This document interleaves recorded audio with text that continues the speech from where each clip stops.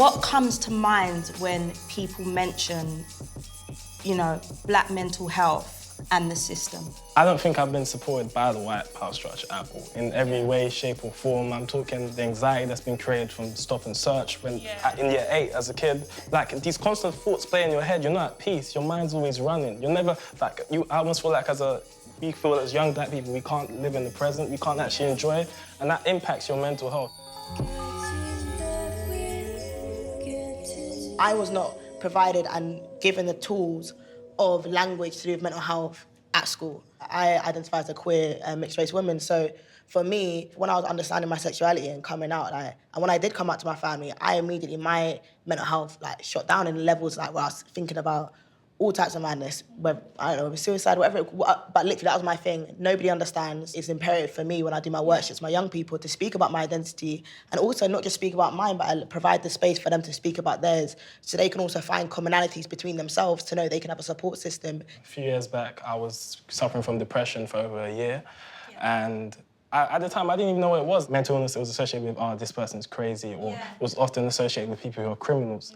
So that's something that I had kept to myself. To be dead honest with you guys, I didn't know there was actually that much services out there. I had no idea. I just thought, hey, this is a part of life. Seeing my father suffer with schizophrenia, from his treatment, he was in and out of hospitals all the time, wrongly diagnosed at first for 2 years straight. And in that space of time growing up, no one ever sat me down once and said to me, this is what your father's suffering from. I don't think that, in general, people get the help that they need, but especially the black community. People don't understand that being black in itself can really contribute to your mental health. So, for example, at my workplace, I realised that all the patients that I'm providing care to, all of them are white. And I'm like, but there's also black people that deal with these issues, right? I work in eating disorders. So I was like, but where's the brown girls? Where are the black girls? Where are they, right? Yeah. So I did a presentation about it and everything. And even that, I had to think about okay, am I gonna come across as too, do you know what I mean? Am I gonna come across as too black, as too pro-black? Why should we bring in all these? About that, though. Am I gonna listen to that? Am I gonna come across as too black? Yeah. And for me, that's yeah. Too black. What is too black?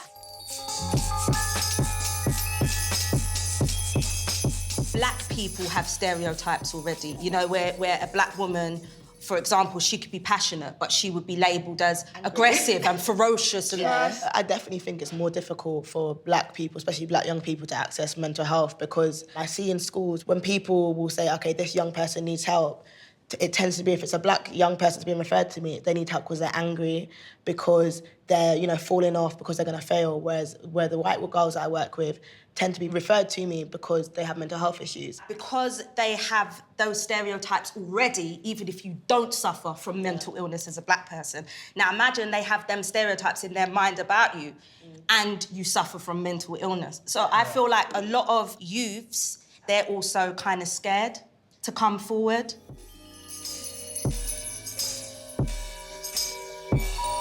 See, even as being a young black boy, even the people we look up to, whether it's celebrities, entertainers, seeing them, they make it seem like it's all glitz and glamour. They've had no mental health issues. We're following that mold. So for me, even seeing Stormzy make Lay Me Bare, that resonated with me so much to see what he went through.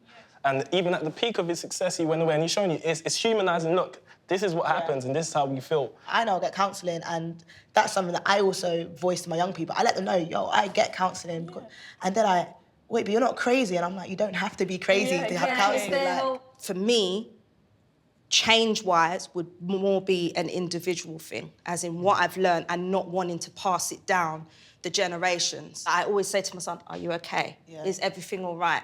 As a black boy growing up as well, who will become a black man one day, seeing the problems that my father went through, not just mental health-wise, but the whole institution. I don't ever want my son to ever feel like that. Everyone that's got the power are white. Yeah. And you've got white people telling black people how you should deal with your trauma, how you should deal with your issues. You can't do that. And that's why there needs to be diversity, not just on the ground floor, not just those that are doing the groundwork, but on every single level, in every system, every institution. There has to be representation, and if there's not that... It's the only way to combat institutionalised racism. Exactly, by having people that look like us, that are in high levels. That actually care as well.